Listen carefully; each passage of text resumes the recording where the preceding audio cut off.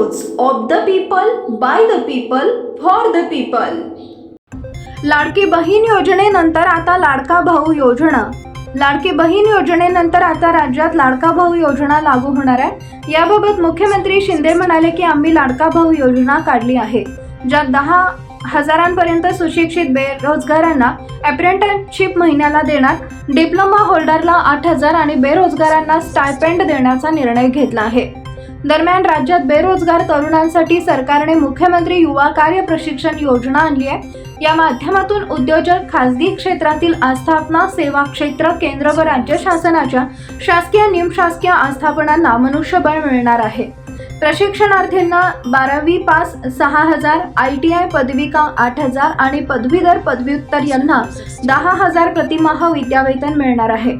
परंतु ही योजना फक्त राज्यातील केवळ तरुणांपुरतीच मर्यादित नसून तरुणीही या योजनेस पात्र आहेत। पीपल न्यूज पाहण्यासाठी चॅनलला सबस्क्राईब करा व बेल आयकॉनला प्रेस करा।